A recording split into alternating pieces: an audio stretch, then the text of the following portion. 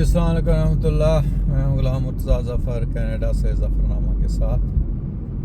तो नाज़रीन, यहाँ कनाडा में ख़ासकर अंटारियो में बहुत ही बड़ा स्नो स्टॉर्म आया है और कल भी परसों भी बहुत स्नो हुई है। यूएसए में भी काफ़ी जो जानी नुकसान भी हुआ है।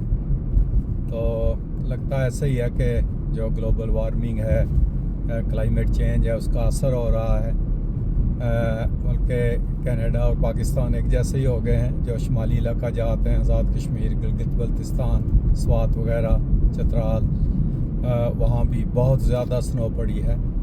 और उन इलाकों में जहाँ पहले बहुत कम स्नो पड़ती थी, वहाँ भी काफ़ी स्नो पड़ी है। वहाँ पाकिस्तान में शुमाली इलाका जात में भी यहाँ तो इंतज़ामात होते हैं, काफ़ी सड़कें साफ़ कर देते हैं और बाकी भी साल्ट वगैरह फेंकते रहते हैं। घरों में हीटिंग का इंतज़ाम है, मगर पाकिस्तान आज़ाद कश्मीर जैसी जगहों में बिजली भी बंद हो जाती है और बहुत से वाक़यात लोग कोयले जलाते हैं और उससे भी जो है वो काफ़ी वो चांस होता है कि कार्बन मोनोऑक्साइड जमा हो जाए, तो मौत भी वाक़या हो सकती है।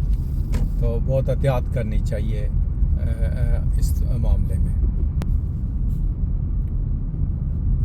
ये देखें कैसे जो है ना वो रोड की कंडीशन है। हालांकि यहाँ जो रोड है वो तो साफ़ की गई है, मगर साइडों पे आप देखें कि कितनी ज़्यादा वो स्नो वो पड़ी हुई है।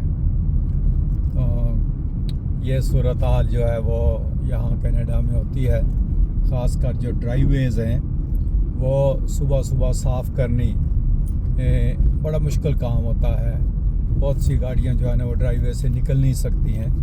बल्कि कल जब मैं अपनी ड्राइवे साफ़ करने लगा तो जो स्नो ब्लोअर था, जो मशीन थी, उसका इंजन तो स्टार्ट हो गया, मगर उसका जो इम्पेलर था वो फ्रीज़ हुआ था। स्नो जमी हुई थी उसके अंदर, तो उसने काम करना छोड़ दिया। फिर बाद में हेयर ड्रायर वगैरह लगा कर उसको जो है ना वो गर्म किया गया। तो ये सूरत हाल जो है वो हो जाती है।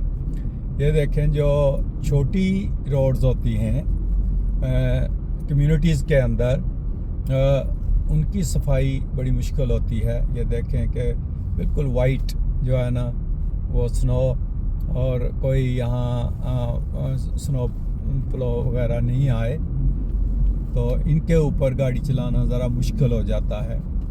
और फिर जो इस फ्रेश जो स्नो पड़ी है, इसके नीचे वो आइस बनी हुई होती है।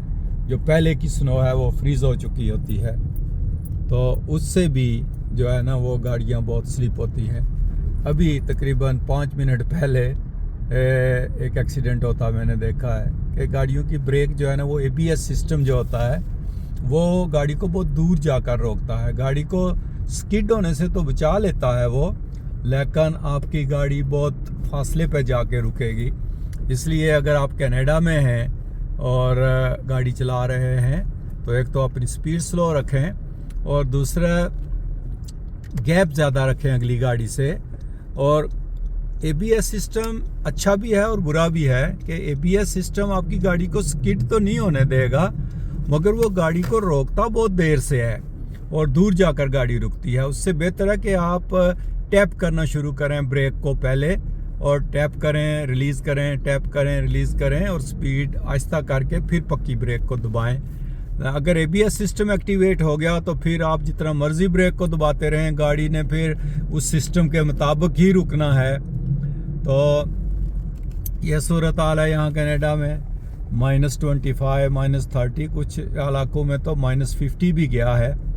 तो ये इस तरह मुझे याद आ रहा है कि पिछली दफ़ा जब बड़ी स्नो पड़ी थी वहाँ मरी में, तो काफ़ी लोग अपनी गाड़ियों के अंदर फंस गए थे और उन्होंने जो है वो अपनी गाड़ियाँ ऑन रखी और गाड़ियों के अंदर ही सो गए।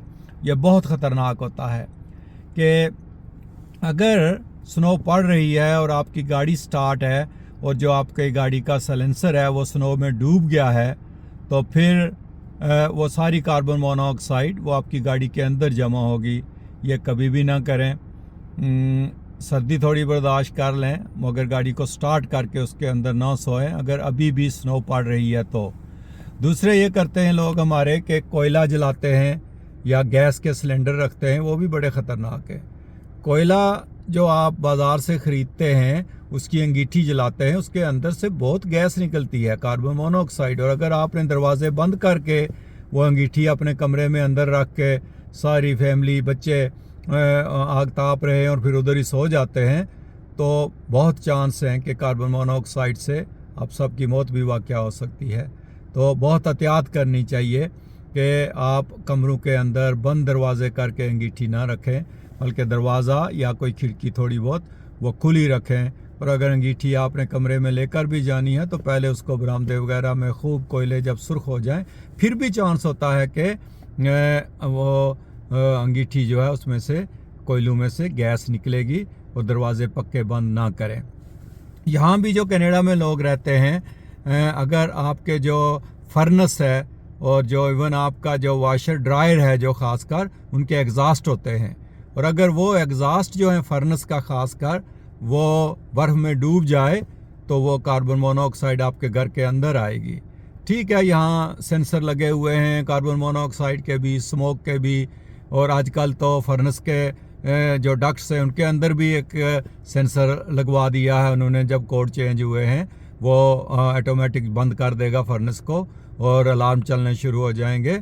मगर फिर भी एहतियात ज़रूरी है। वक्तन फ़वक्तन जब बड़ी स्नो पड़े जिस तरह कल पड़ी है, तो आप जो एग्ज़ास्ट है फर्नेस का उसको चेक करें बाहर जाकर, उसके आगे पीछे से स्नो को साफ़ कर दिया करें।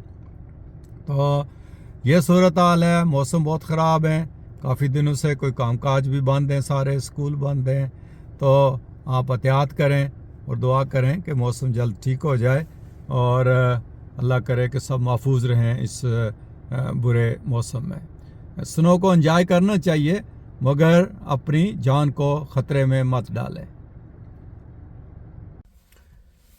अभी मैंने आपको बताया था कि थोड़ी देर पहले जो एक्सीडेंट हुआ है, ये बहुत सी गलती लोग करते हैं, ख़ासकर कैनेडियन नाजरीन की जो है ना वो इसमें बहुत से वाक़यात ऐसे होते हैं कि कैनेडियन नाजरीन के लिए मैं बता दूं कि हुआ क्या कि जो गलती थी वो लेफ़्ट टर्न करने वाली गाड़ी की थी, क्योंकि सामने जाने वाली जो गाड़ियां थी मेन रोड पे, आगे लाइट रेड थी और बैकअप हुई थी ट्रैफिक, और साइड से एक छोटी रोड जो है वो आ रही थी और उस कार ने लेफ़्ट टर्न करना था। अब जो सामने जाने वाली गाड़ियां थी, पहली लेन उसने बंदे ने कर्टसी दिखाई, उसने गाड़ी रुकी हुई थी, उसकी आगे दूसरी गाड़ी के बीच में गैप था और उसने उस लेफ़्ट टर्न करने वाली गाड़ी को वेव किया कि तुम लेफ़्ट टर्न कर लो। अब उस लेफ़्ट टर्न करने वाली गाड़ी ने ये नहीं देखा कि पहली लेन वाला जो बंदा है वो तो मुझे वेव कर रहा है, लेकिन दूसरी लेन में तो देखे कि कोई गाड़ी आ रही है नहीं, पीछे से गाड़ियां तेज आ रही थी, और उसने आओ देखा ना ताओ देखा, लेफ़्ट टर्न करना शुरू कर दिया। और जो दूसरी लेन में गाड़ियां सीधी जाने वाली थी वो आ रही थी और उसके साथ जाके उसकी टक्कर हो गई। तो वो गलती अल्टीमेटली उसकी बनी जो लेफ़्ट टर्न कर रहा था, कि उसने देखकर लेफ़्ट टर्न करना चाहिए था। और दूसरे ये कि वो जिस बंदे ने उसको वेव किया उसने रिस्पॉन्सिबिलिटी अपने पे ले ली। कभी भी दूसरे बंदे को वेव मत करो। करते हैं लोग, कर्टसी एक और चीज़ है, कर्टसी दिखानी है आपने तो आप रोक कर उसको रास्ता दे दो और फिर उसको डिसीजन बनाने दो कि वो टर्न करता है या नहीं करता। अगर ये बंदा उसको वेव ना करता तो हो सकता है कि वो लेफ़्ट टर्न करने वाला सोच समझ के स्लो आगे जाता और रोक लेता अपनी गाड़ी को। मगर जब उसने कर्टसी करने वाले ने वेव किया उसको कि जाओ, और दूसरी गाड़ी ने टर्न करना शुरू कर दिया कि लो मैं तो बहुत सेफ हूँ। तो इस तरह कभी कभी आप पेडेस्ट्रियन को भी वेव करते हो। कर्टसी दिखाना एक और चीज़ है, मगर जब आप वेव करते हो किसी को तो आपने तो अपनी गाड़ी रोकी हुई है, लेकिन साथ वाली लेन को क्या पता कि क्या हो रहा है। अगर वो नहीं रुका तो आपने ख्वामख्वाह अपने ऊपर एक जिम्मेदारी ले ली कि वो पेडेस्ट्रियन जो हिट हुआ है वो ये कह सकता था कि इस बंदे ने वेव किया है, और पुलिस आपको पूछ सकती है कि आप तो पुलिस नहीं थे, आपने वेव क्यों किया उसे, आपको श्योर था कि दूसरी गाड़ी भी रुकी हुई है। अब दूसरी गाड़ी अगर ना रुके और वो आकर उसको हिट कर जाए तो आप क्यों अपने आप को, आप कर्टसी दिखाते हो तो फिर खड़े रहो, डिसीजन उसको बनाने दो, गाड़ी वाले को जो लेफ्ट टर्न कर रहा है, या पेडेस्ट्रियन को अगर वो क्रॉस करना चाहता है या नहीं करना चाहता।